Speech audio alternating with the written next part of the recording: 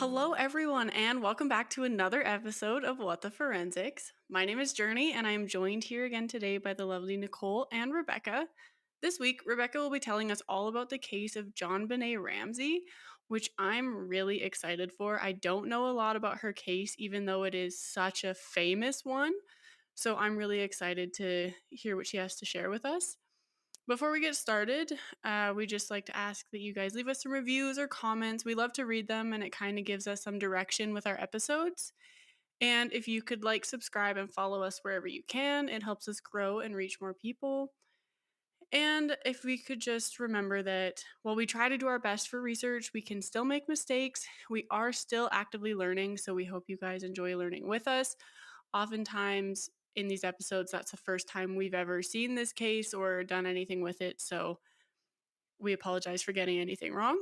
I would also like to note that there is a listener's discretion advised, as there are discussions of child death and abuse in this episode.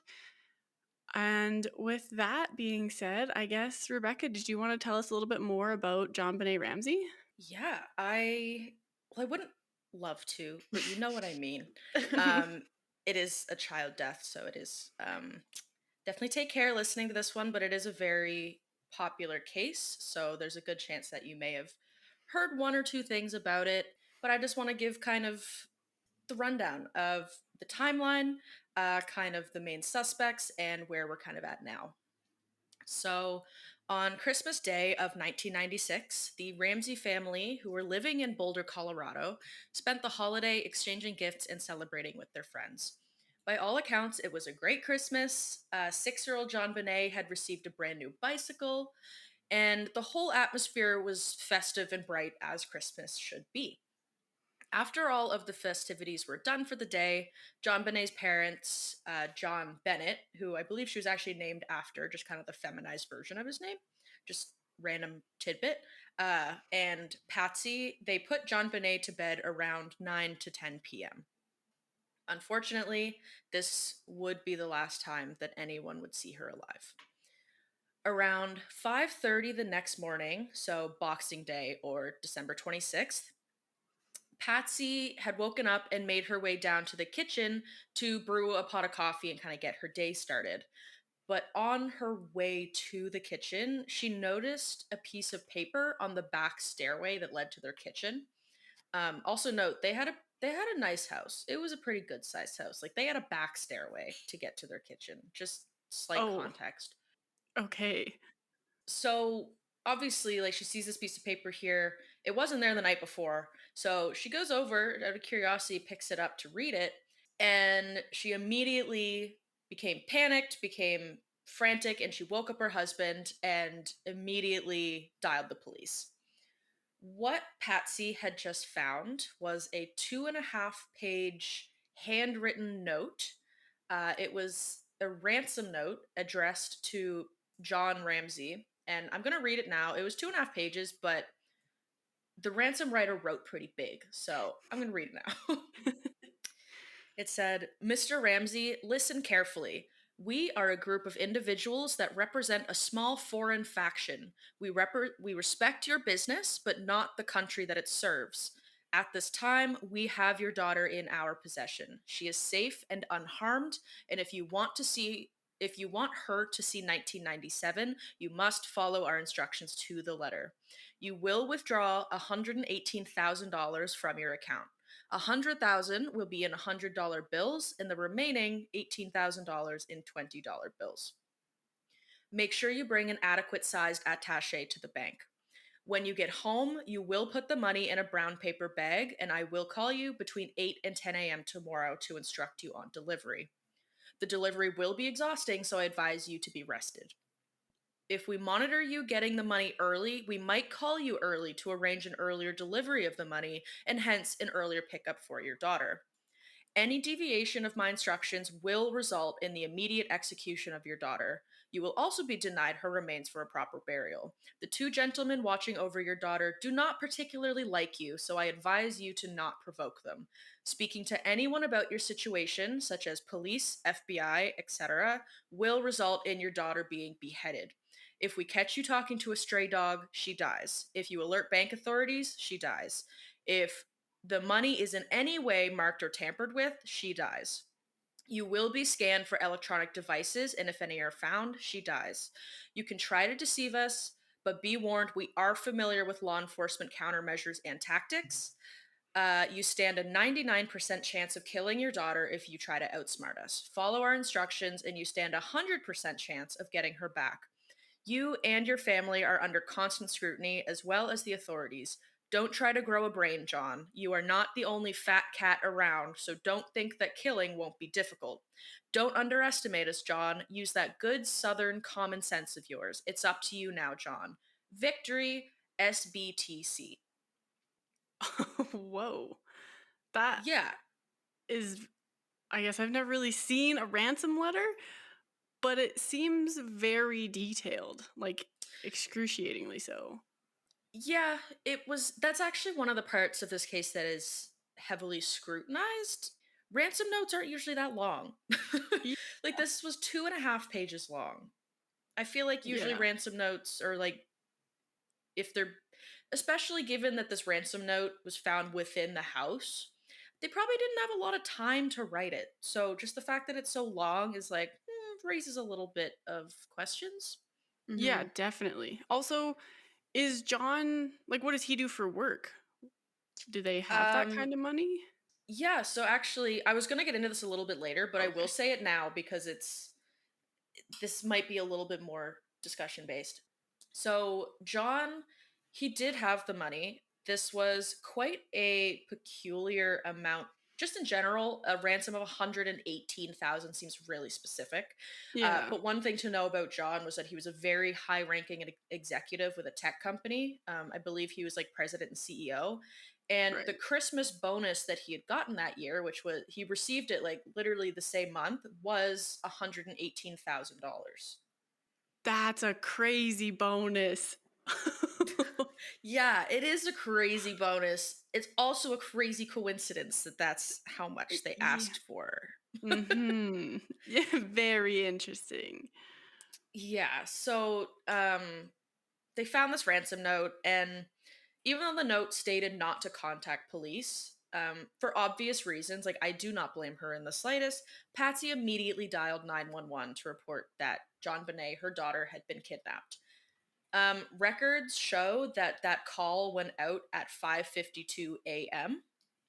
And I guess us officers must have been very close by because the first officer to arrive on the scene, who was Rick French, arrived to the residence between 5:55 and 6 in the morning. So only about like 5 to 10 minutes after the call was received.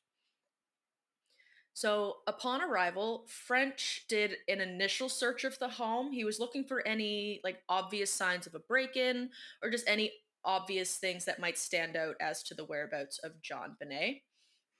However, during this initial preliminary search, he didn't really find anything, so he went back upstairs to talk to Patsy and John and kind of gather more information about the situation. So, around the same time that French had finished his preliminary search, more officers were arriving on the scene to assist with the investigation. And there were also victim advocates arriving on scene because obviously this is very traumatic for their parents. Um, Yeah, and also, they were churchgoers, and their pastor came over as well to kind of lend them some additional support. right. It was also around this time, so when police officers were arriving to conduct their investigation, which is ideally the time that you lock down a crime scene. Patsy and John called a few of their friends and family, basically to like let them know what was going on. Um, and being good friends, a bunch of them came over to their house to kind of lend their support to the family, started trying to like clean up for them because it's the day after Christmas, the house isn't the tidiest. So yeah, friends are basically going around wiping down like the kitchen counters, making tea, rearranging everything, everything you don't want to do to a crime scene. Yeah, that's frustrating.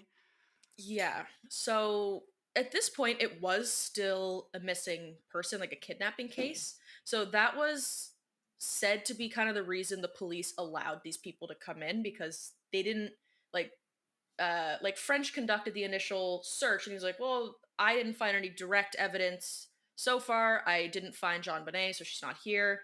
Um, so they were going to kind of start collecting evidence from other people and then looking outward from there. Around 8 in the morning, so a couple hours after just like regular police officers arrived, a police detective named Linda Arndt from the Boulder Police arrived to the residence to take charge of the investigation. So she was going to be the one leading the investigation into her kidnapping because it was very clear this was not going to be an open shut case. Due to the fact that it was treated as a kidnapping, as I already said, police didn't lock down the site or like the house, so people were moving freely throughout, just trying to offer support, but like ultimately tampering any potential evidence there could have been that just wasn't yet addressed. So, between 8 and 10 in the morning was when the ransom note writer, the kidnapper, stated he was going to call John to arrange for a pickup of the money. However, 10 a.m. came and went, and no call was received from the kidnappers despite their claims. So obviously, that was a little bit like that. That made people a little nervous because the note did specify don't contact police, don't do any of this. Obviously, like John and Patsy are getting pretty antsy. They're not really sure what's going on. Their child is missing. So the police, when they were doing their police thing and investigating the house, around 1 p.m., John, from my understanding, based on like reports and stuff, John was just like getting on the detective's nerves. Like, and I like he was his child just went missing. Like, I understand he is probably incredibly anxious and stressed and freaked out right now, Yeah. but Detective Arndt around 1 p.m. Asked John and a friend of his named Fleet White to conduct their own search of the home. It was said, one, that the detective said, well, maybe because John lives in the home, he might be able to spot something out of place that we don't see because we're not familiar with how they keep their home. And then it was also because John was reportedly just like really restless and getting on all the police's nerves. So they needed to give him something to do so that he wasn't interfering. That's like wildly unprofessional. Yeah. Here, go Yeah. play with this um in the corner. Let us do our job, kind of thing. Yeah. yeah. Like, just ask them to leave or like go somewhere else or like sit in this room. Give them busy work. Like, try and find a picture of Yeah. her that you want circulated or something. Don't disturb the Ask scene of the crime. Yeah, exactly. Like that's I'm honestly shocked that that was they just told him like to help them with the search. Like that is it is so unprofessional to ask the family of a missing child to help with the missing child search. I can understand Yeah. if a parent would want to do that, but at this point they're also victims. Yeah, So, exactly. They should be in a yeah. different room talking to a different police officer about so many other things. Yeah, exactly. Crazy. So this was 1 p.m. when John and his friend were asked to search the house. Literally 5 minutes later, at like 1:05 p.m., John emerged frantically from the basement carrying the lifeless body of his daughter, JonBenet. They found her? I thought they never found her. Oh no, they found her. John found her. Oh my god. How long had the cops been there searching already? Or was this like the start of the search? One cop has been there since 6 in the morning. About four or so other cops arrived by about like 8 a.m. Okay. And yeah, so they've had a team of officers and a detective on the scene for like 4 to 5 hours now, basically. Plus all of his friends that like were at the house prior. Yeah. And he And finds her body within minutes. Yeah. no one checked the basement before? So that is also another point that's like, why didn't you check here? Yeah. Yeah, the initial police officer that arrived on the scene, he reportedly did check the basement. And he saw that there was a window that had been smashed, but John had actually stated that that window was broken earlier in the year And they never really got around to fixing it. So they didn't deem that like a forced entry point, but considered that it's possible someone could have entered through there. Hmm. Um, But no, I apparently, sorry to interrupt again, but I feel like if yeah. you're getting a $118,000 bonus, you can just pay for someone to fix your window, and that's something you do immediately, especially if you have children at home. Yeah, Yeah. especially if it's on the ground level. It's a ground Mm-hmm. level window. Yeah. Yeah. Wow. Yeah. So, also just about that officer. The officer did search the basement, and there was a closed door in the basement that led to a little unfinished room. It was described as like a wine cellar or like just a small unfinished storage room, but the officer never opened that door. Why? Why? Why would you not do that? That's a great question. I don't think the officer himself has ever explained that. I think it was just basically like they had no idea the child was going to be found in the house. Like, why would the kidnapper put the child in the house? So he's like, "Oh, Yeah, I no signs guess. of entry. I'll move on now." But still, it seems like a very big oversight. It's yeah. Go ahead, I Nicole. feel like I was gonna say I feel like as a detective though you should be exploring all options and not just dismiss anything from like Mhm. Yeah. either just personal bias, personal belief, or whatever. It just those avenues should be investigated, and it's better to say there wasn't anything there after checking than to go about your day and be like, oh, oops, I missed it. Like, Hmm. I don't know. Yep, Yikes. Oh I my would god. agree.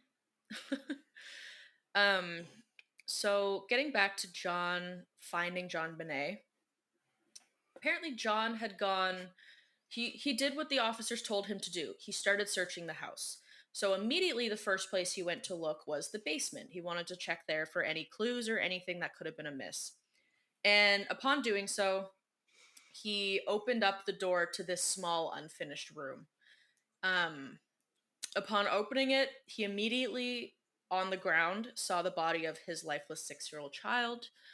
She was found laying on her back. She had her hands bound loosely over her head. There was duct tape covering her mouth, and she had a crude garrote wrapped around her neck. Just for reference, a garrote is a ligature that is made from cord or like a rope, as well as like a broken stick of some sort. In this case, it was a nylon cord wrapped around her neck with a broken paintbrush inserted in the back towards the back of her neck. And basically, how this works is uh, the garrote, the cord is put around the neck, and then the hard object, like the stick, is put somewhere into that, and then it's twisted so you can use um, the force or the pressure. I don't know the word I'm looking for, but basically yeah, sure, like the pressure from it tightening, you have a lot more leverage to just continue tightening the strangulation device. Right. So, upon finding her, John immediately screamed, picked up her body, ripped the duct tape off of her mouth, brought her upstairs, like ran upstairs with her body to the main floor of the house, and laid her body on the floor in the hallway. Okay. So, crime scene once again ruined. Mm-hmm. Safe to Mhm. say. Yeah. And it was at this point, obviously, it was very clear that this was a homicide case. Paramedics did still come to the scene, but they only had to do a very, very quick assessment to determine that she was long gone. So after this finding, after JonBenet's body being put on the hallway floor, police immediately instructed everybody that was not the Ramseys to leave the premises as they began to secure the crime scene. The Ramseys later, they did stay for a little bit. I think there was a bit more like questioning and stuff like that, but they did later go to stay with friends to let the police kind of take over the crime scene investigation. So around 10:45 p.m. is when the coroner arrived to remove JonBenet's John Benet's body from the scene, and her autopsy was expedited, basically, and it was completed early morning, December 27th. Hmm. It seems odd to me that it took the coroner 9 hours to get there. I agree, but I'm also thinking part of that could be like that. Although no, I guess that wouldn't make sense. I was gonna say that oftentimes, like obviously, they need to make sure they take all the photos and stuff they need of a crime scene with the body intact. But the Yeah. body was no longer in the original position, so I guess like all they would really need at that point would be images of like the ligatures and stuff and how they were Yeah. found. Yeah, I also wonder if like Christmas is a really busy time for like coroners and stuff. I wonder maybe he just had a busy day, but That's it seems possible really too. odd. Yeah. Yeah. Yeah, so I'm not really sure why they showed up so late, but they did pick her up that day and completed her autopsy by the early next morning of December 27th.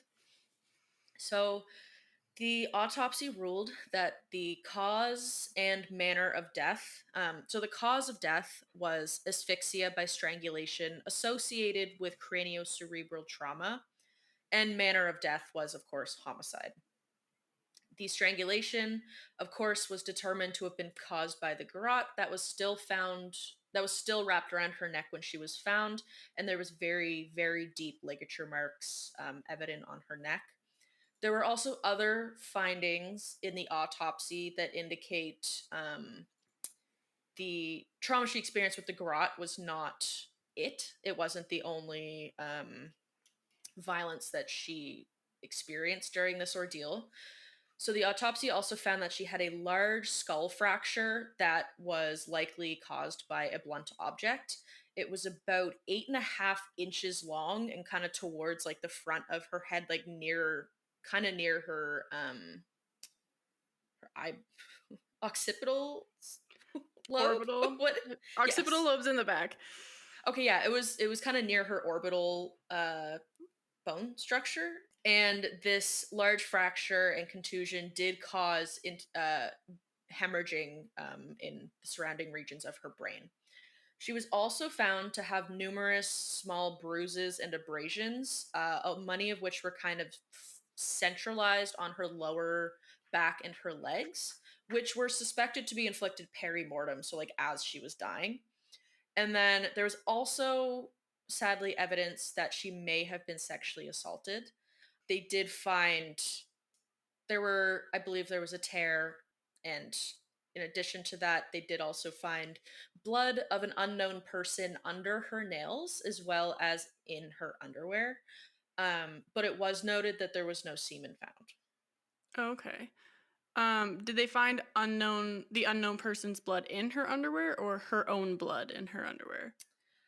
It was the unknown persons. It was just a couple drops, but Oh. it was. I think they said that the blood that was found under her nails was the same to what was in her underwear, and it was unknown DNA to them.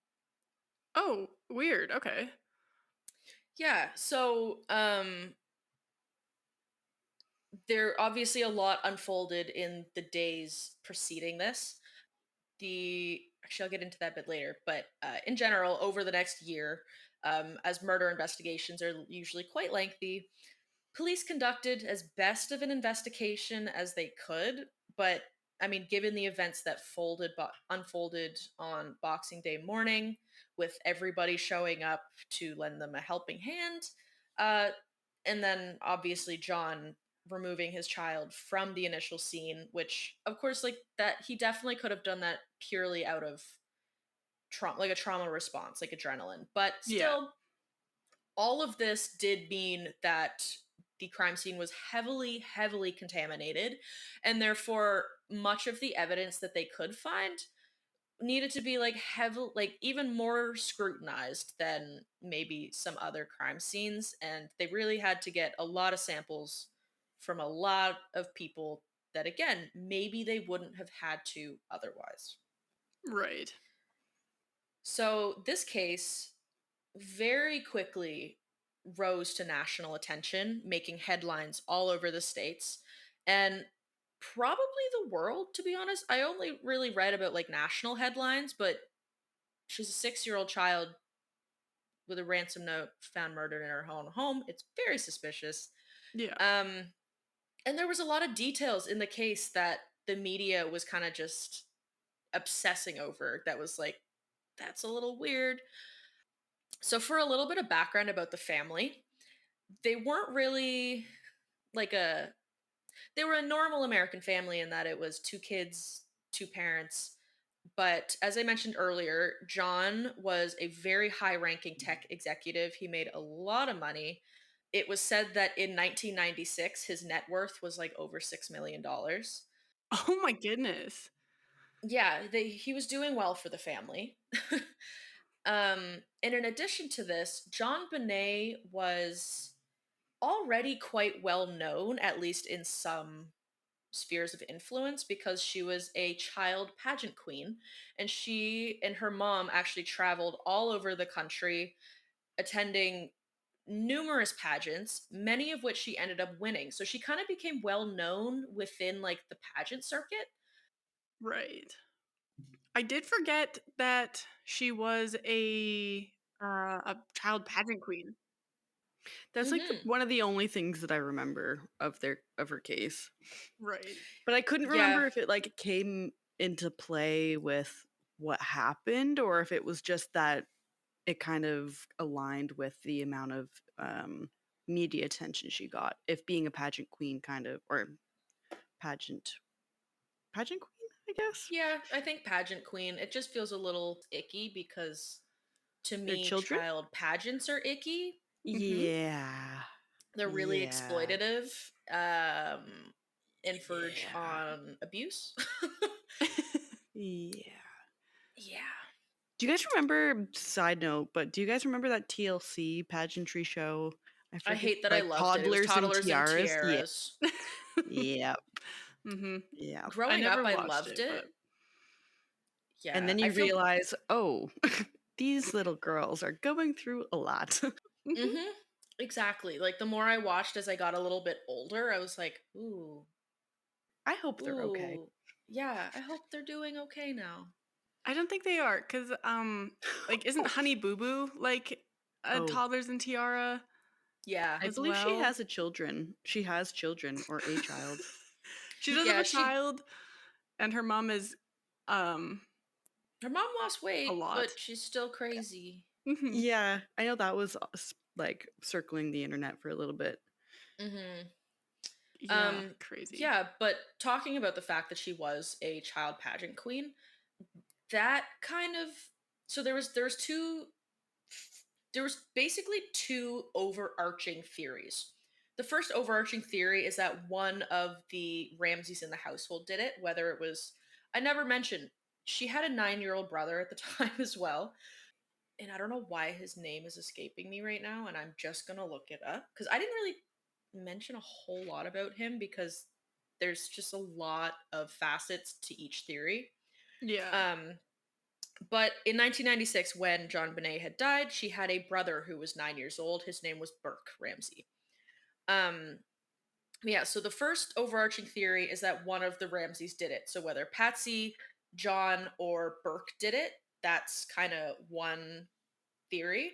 And the other theory is that an unidentified, like a stranger, did it, or like someone outside of the household. Okay. There's there's kind of evidence to suggest both theories, which is the reason this is such like a heavily scrutinized case. Um, so for example, one of the aspects of the unknown person or external person theory is the fact that John Bonet was a child pageant queen, and unfortunately, that crowd can attract the wrong type of attention. Um, Talking about people who are attracted to minors, unfortunately, they tend to frequent events like this, and it wouldn't really be unheard of for John Bonet possibly to have a stalker that they didn't know about. Oh my god. I Yeah. did not know that. Yeah. So That's another reason not to like child pageants. Fair, yeah. Yeah, but that is one kind of theory. There's not a lot to support that theory that it was like a stalker from the child pageants, but it's been thrown around. Pretty much like Mhm. every single person has been suggested as like a suspect in this case at this point. Right. Um, so in addition to just the, like both the fact that also the ransom note was addressed to John, which is kind of notable in the fact that it was talking about I like your industry, I don't like what your country's doing. Like it's kind of indicative that maybe whoever wrote the ransom note could have had like a vendetta against John or like whatever his company was doing. Um, Mhm. which could make sense because he was a super like he was one of the highest ranking positions at like a technology company that he was working in, and being in like it was the 90s. um Technology was very rapidly growing by that time, and so it was very possible maybe someone obviously knew he had a lot of money, and as such, they took this as an opportunity to try to coerce him to give them some. However, I do still think it's really weird that a stranger that knows he has money would have known he made $118,000 for his bonus, like within that month. Yeah. Hmm. Yeah, that's really specific and not something that you like, that's not public record, is it? That I'm unsure of, but think I don't think it was at the time, at least. Mm, true. Is I it guess they can't just look something? it up. Is it something like the Sunshine List or whatever it's called? Like anyone that makes over 100K, it's public knowledge as to their So salary, I believe. this, at least to my understanding, the Sunshine List only applies to people that work in the public sector. Oh, public So sectors. such Okay, as that like makes sense. teachers. I'm actually not even sure about like doctors, nurses, but at least employees like teachers, um, because they've kind of fallen into the public sector of education. If they make an Right. over 100,000, then they end up on the Sunshine List, which obviously we can all access. Yeah. Um, Hmm. but yeah, there was another kind of one other huge aspect people focused on that was like something's not right here was the ransom note itself. Because as I said earlier, ransom notes are not characteristically that long. Like at most, Mhm. a ransom note is often like a page long. Um, and in addition to this, it also wasn't really written in any style that ransom notes are typically written in. Like usually they're a little bit chaotic or like a little not sound minded. But this one was weirdly formal in the sense that, like, in the way that it was written, even the way that the supposed kidnappers referenced themselves, saying that they were a small foreign faction, um, just seemed a little odd. Mhm. And then also some of the language was oddly like formal, and like the grammar was really good, which again, I don't know, when I think of a ransom note I think of like cutting the letters out of a newspaper and gluing them onto a page. Yep, same. Yeah, but also noted was like there was almost like a playful kind of tone throughout some of the ransom note, like first of all the part saying that he's not the only fat cat around here, and Yeah. then also like they said, like what was it, don't try to use your brain, don't try Or to don't grow a try to brain, grow your. John. Yeah. Yeah, like it just feels like weirdly personal Yeah. for a ransom note. Also, ending it with victory. Yeah, Yeah. And do we ever find out what TC stands for? I actually didn't look that up and I'm doing it right now. Okay. Because that also seems weird, like paired with the a small foreign faction, because like Hmm. was this some sort of terrorist group or anti-technology group that just hates what he's doing and was like, I'm gonna kidnap your kid about it? Yeah, so from what I'm finding, no one's actually ever like deciphered what it truly stands for. I'm like, There's like speculation. People are like, oh, maybe the C stands for like corporation, conglomerate, company, council. Maybe the TC is like terrorist council. mm-hmm. um, Some are thinking the B could be referencing like Boulder because they're in Boulder, Colorado. Um, but no, it's never actually been like affirmatively determined what it stands for. That's crazy. Yeah, so just that's just another mystery. Like I feel like I don't know. I feel like if they were a small foreign faction and they're doing this out of like terroristic threat, which they kind of are because they said, we like your business, we don't like what your country is doing. And to me, that's a little bit terroristic because it's like, we're Mhm. going to kidnap a child and hold her for ransom and tell you it was because we don't like your government. Yeah, Like, it's eh, extreme. yeah. And then, yeah, it's extreme. Yeah, but continuing on, there was obviously the other part of the ransom note that they demanded 118,000, which was his bonus. Again, strange. And if you are going to believe the ransom note in that it says it's a small foreign faction, how would they know his bonus? Like that's just too specific to be a coincidence to me. Yeah. Yeah, it definitely seems like like an inside person, whether that be at work or maybe family or just someone with a close connection to him. Yeah, Yeah. Um, completely agree.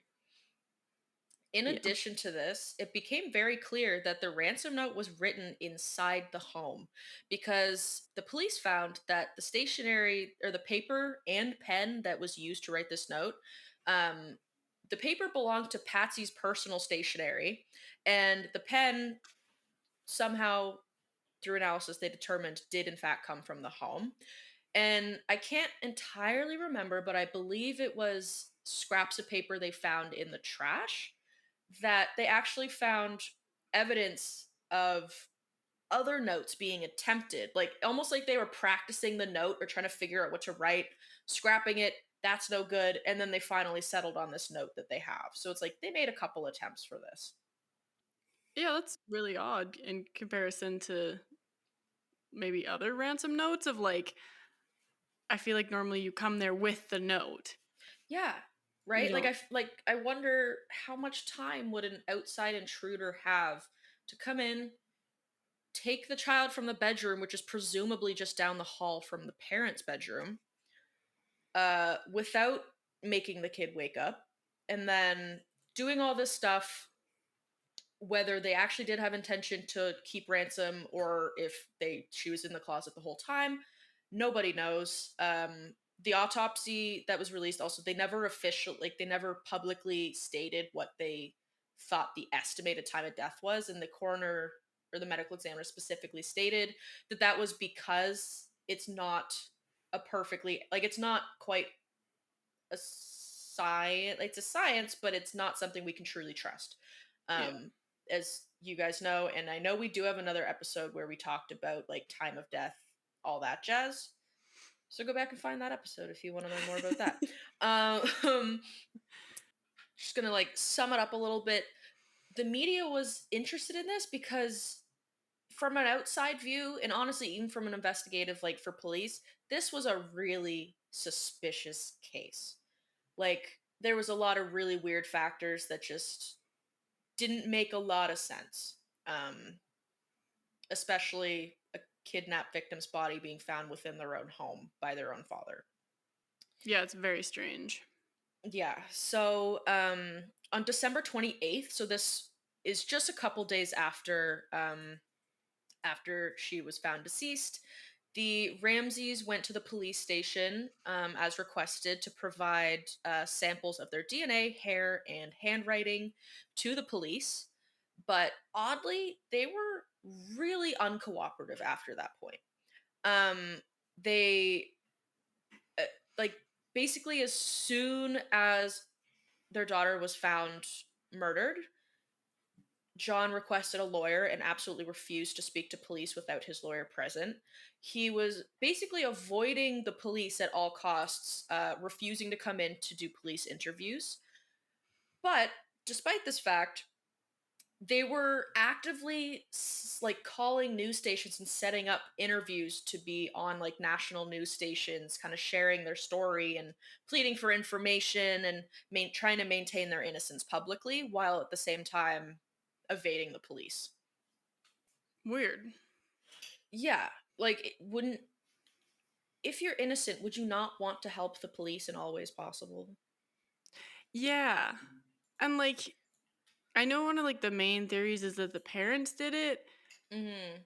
but like if you kill your own kid, it's really odd to then hand them over the body Yeah, Mhm. and right? then become evasive. Like I feel Mhm. like most people would act more like evasive from the beginning and uncooperative.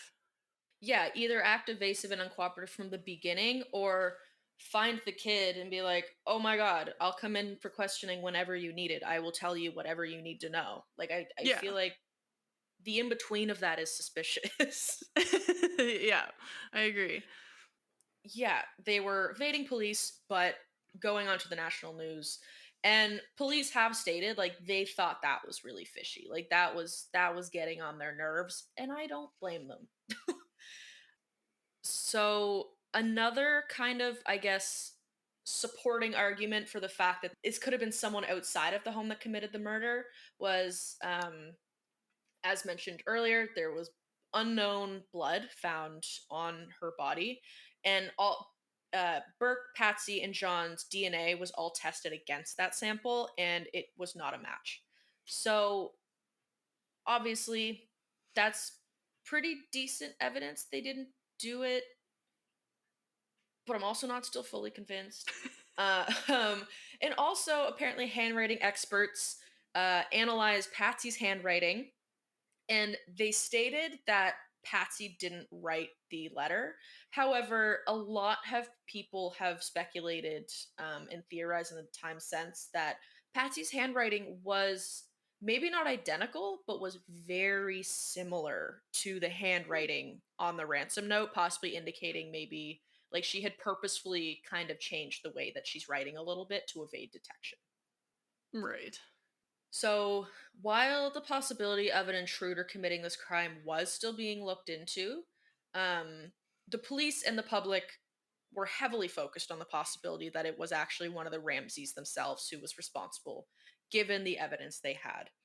Um, Another detail that I can't remember whether or not I pointed out earlier, so I will now. The garrote that was used to strangle her. So the stick that was used was a broken paintbrush, and that paintbrush also belonged to the Ramseys. So that was in their house prior to the crime being committed. Okay. How do you know that?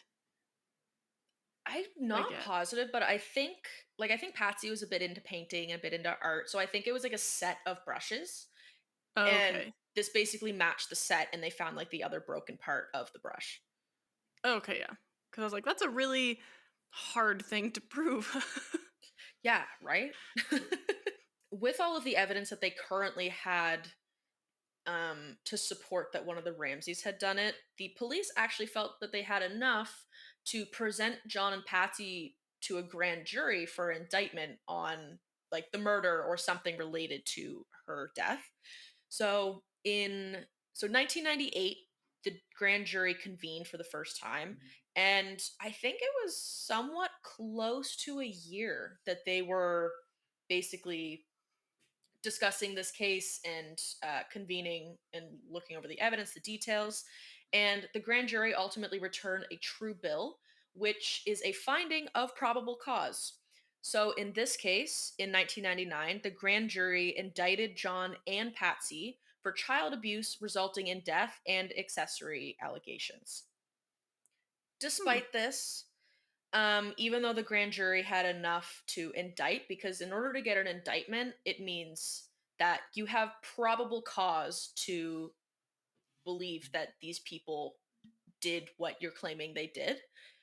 But the district attorney of the time, Alex Hunter, he declined to sign the indictment forms and didn't end up trying to prosecute them. And it was specifically because even though he knew there was like some pretty decent evidence, he was not confident that the evidence they had was going to lead to a conviction beyond a reasonable doubt. And obviously, as you know, if a jury if a jury has any reasonable doubt that someone did not commit a crime, they can be acquitted. or a mistrial if there's a hung jury. But either way, it's very risky for a prosecutor to take on a case like that, especially if they themselves don't believe that the evidence is sufficient. So even though there's many signs that point towards one of the Ramseys being responsible, as I've been saying throughout, there is obviously evidence to the contrary. And I did end up kind of talking about this earlier, so I'll just kind of brief over it again. Um, but the main pieces of evidence that contradicted the Ramsey theory was that there was um technically there was no signs of forced entry to the home, but there was a broken ground level window that someone arguably could have snuck through. There's also the point, which is arguably like the biggest piece of evidence, which is that the DNA found on JonBenet's body is even still to this day unknown. Like it's JonBenet Ramsey's case is ongoing. They to this date they've never charged anyone, they have never convicted anybody, and it is actually still an ongoing investigation with new DNA analysis and analysis being conducted on the evidence as recent as this year. Oh, wow. Wow. Yeah, so in addition to this, there was a couple other things that I hadn't mentioned, including that there was a handprint found on the basement door near where she was found, and the handprint didn't seem to match any of the Ramseys. But given the contamination of the crime scene, and also that they seemed to be a pretty popular family, like they had a lot of friends, it can't really be it can't really be confirmed when that handprint was left. So it's a little more like circumstantial that it's an unknown handprint because I believe they had like a rec room in their basement, so it was like a frequented area. The only area that was not frequented was the little storage room where she was found. Okay. Yeah, so as I've been saying, there's evidence on both sides of these theories, and I'm not really going to get super deep into like why people think this way or why people think this way, because honestly, no matter at this point, no matter how much evidence has been presented on both sides, the opposite side will find another reason to not believe them. It this case, it feels like this case has never quite left the media circuit ever Yeah. since like 1996 when it began. Even in last year 2024, a docu-series was put out on Netflix about John Benet Ramsey's murder, in which they actually did interview both Burke and John, and even to this day they are maintaining their innocence. Unfortunately, Patsy did pass away numerous years ago, I believe, of an aggressive form of brain cancer, but don't quote me on that. um but either way, up until her death and even up until present, the whole family 100% maintains their innocence. In terms of Burke, because like why are we involving the 9-year-old child? Yeah. They're part of the reason that some people speculate that maybe Burke did it. One of the other findings during the autopsy, they looked at her stomach contents and did find that there was some undigested pineapple in her stomach. Um, and I am having trouble finding in my jumble of notes right now um, how they determined this specifically. But basically, the night before, it was known that Burke was eating a bowl of pineapple. And apparently, John Bonet was supposed to have already been in bed at this point. So the theory there is kind of that John Bonet kind of like snuck downstairs. She wanted a little, like, she wanted some of the pineapple. Her and Burke got into a little fight because it's sibling rivalry. They're 6 and 9 years old. Burke didn't want to share and maybe accidentally kind of got too rough with her and hit her over the head with something, because they did also find one of those large flashlights, like with like a thick black handle. They found one of those in the household, and it did kind of match like the size of the or like the size of the fracture or the blunt force trauma, indicating that that could have been a possible weapon. So Hmm.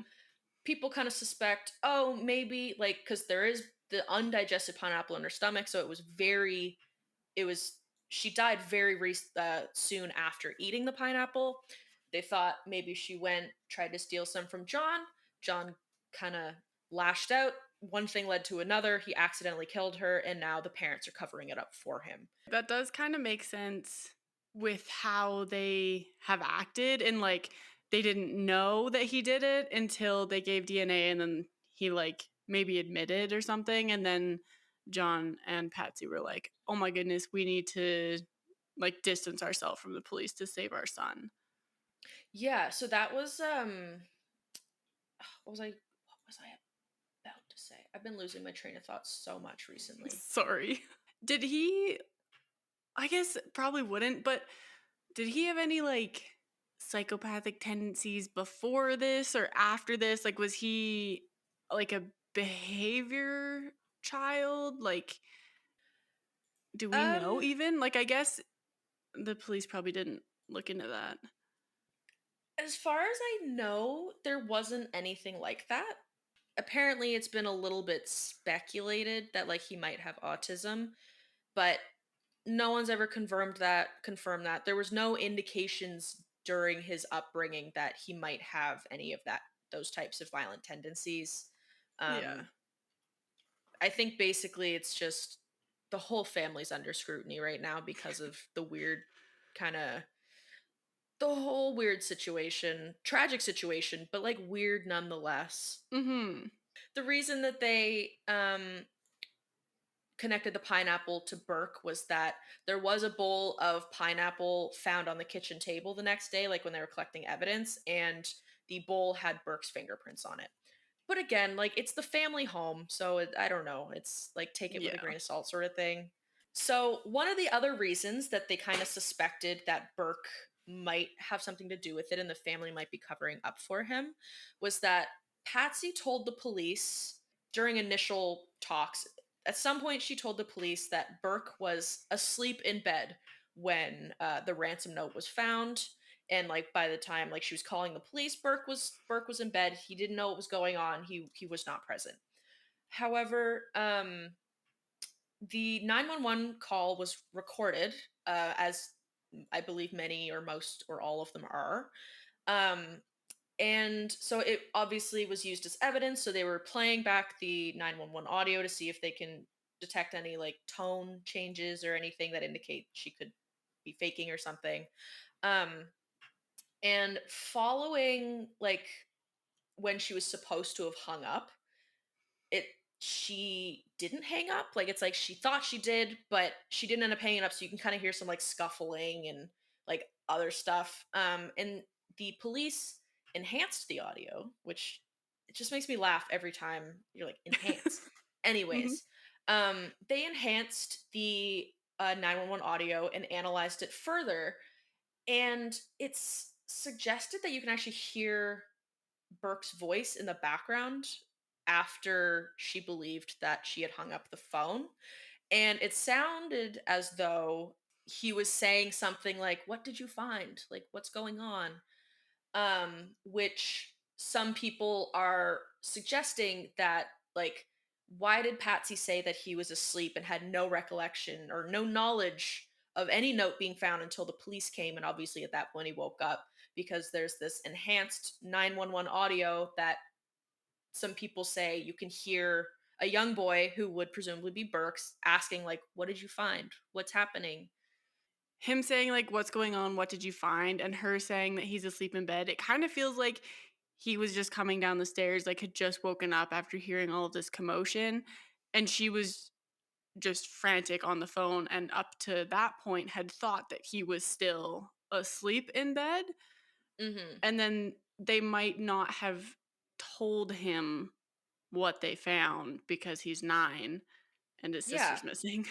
See, I kind of got that same vibe. I was like, well, what did you find isn't really an incriminating statement. Exactly. From a 9-year-old who's yeah. Yeah. Yeah. So,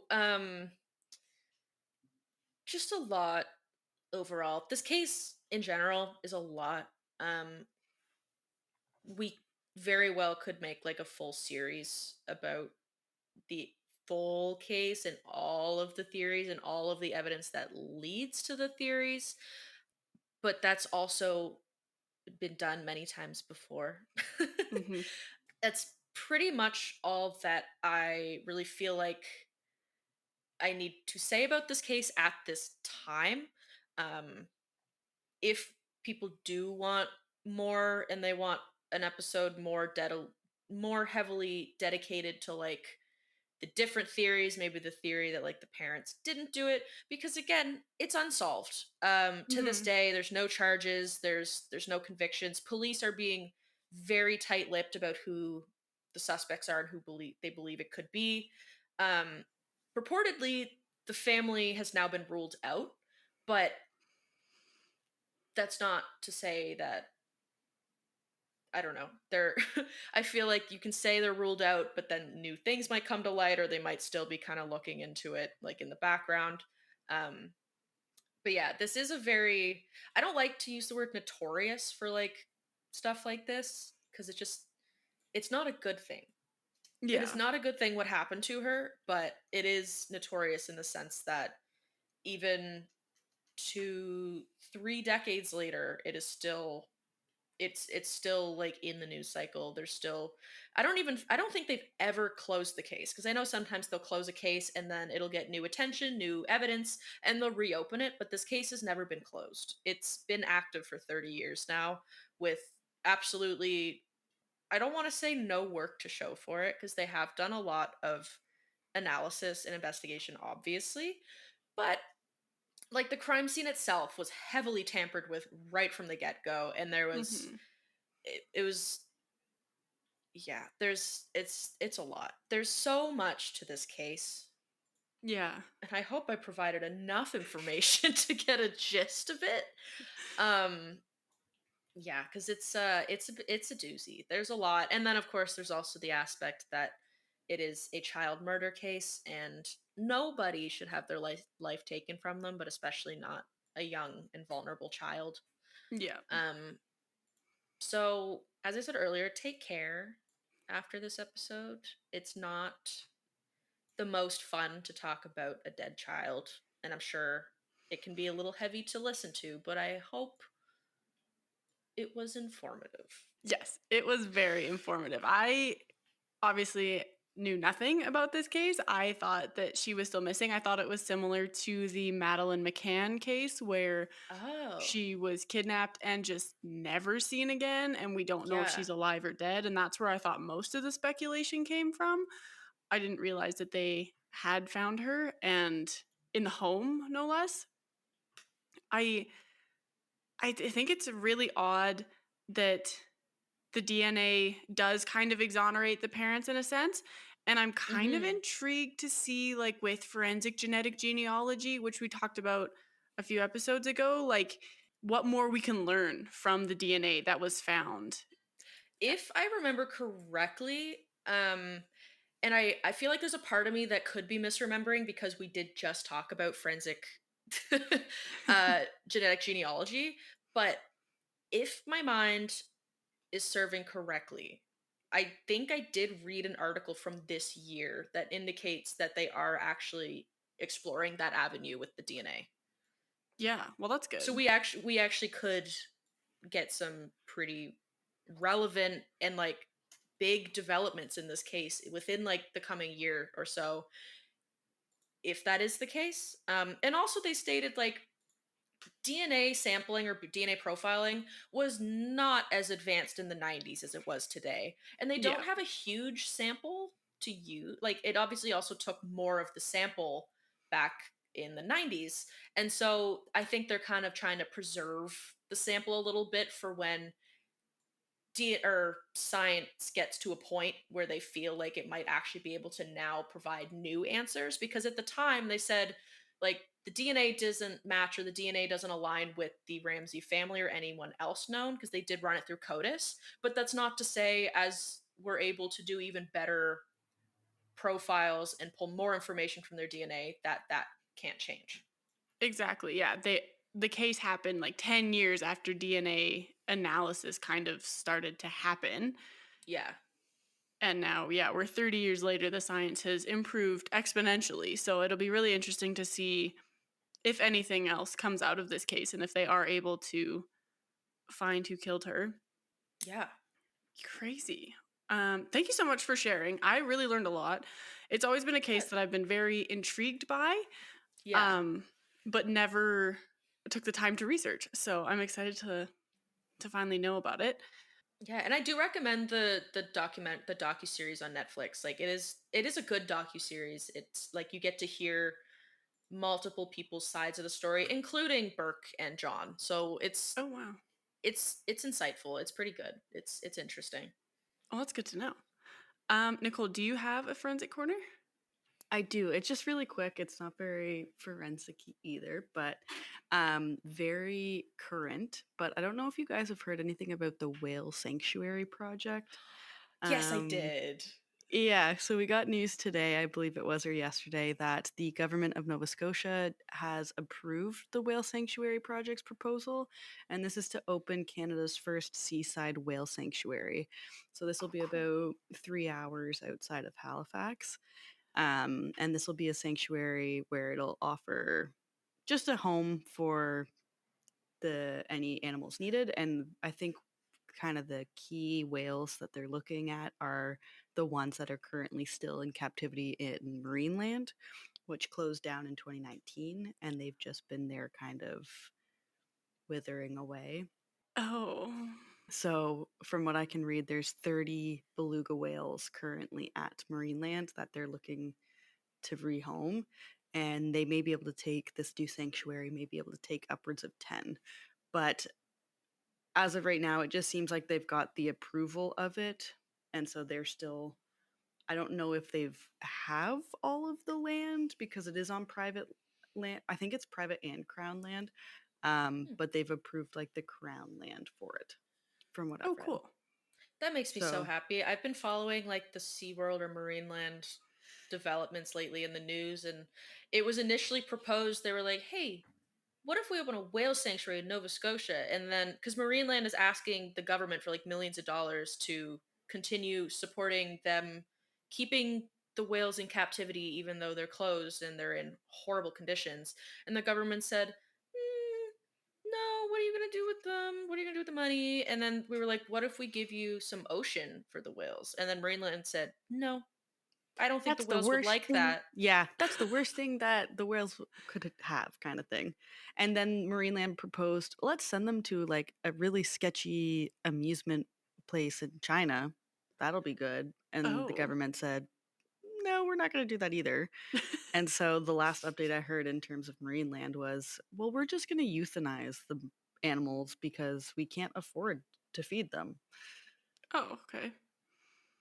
So ideally, if this whale sanctuary can kind of get a move on, they proposed as soon as summer of 2026.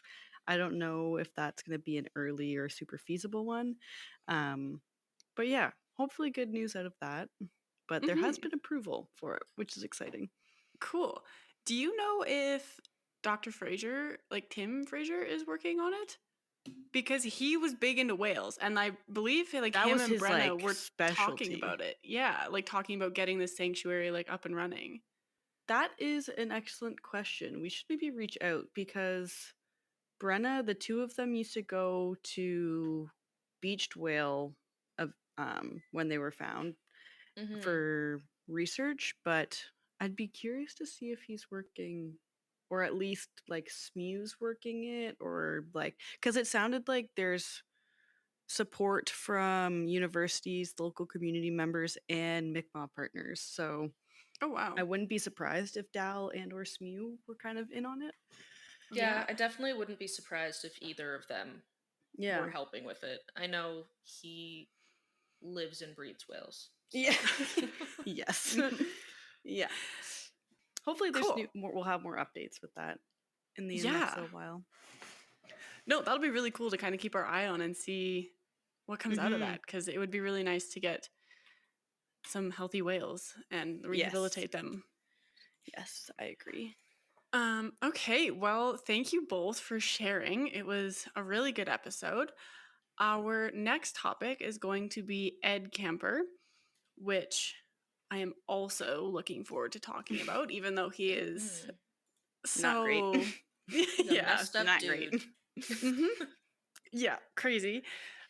So, with that being said, I guess you can find us on Instagram, YouTube, Facebook, and TikTok at What the Forensics. Our website is whattheforensics.ca, and it's kind of your one-stop shop for everything forensics. Our email is whattheforensics@gmail.com. If you have any questions, comments, or concerns, we love to hear from you. And this has been another episode of What the Forensics. We hope you learned something new, and we're excited to see you next time. Bye! Bye. Just a reminder to everyone that we are not professionals in the forensic science field. We are just interested in forensics and want to share what we are learning with our listeners. We're trying to give you the most accurate information, but we are human and can make mistakes. Thank you so much for listening, and we hope to see you next week.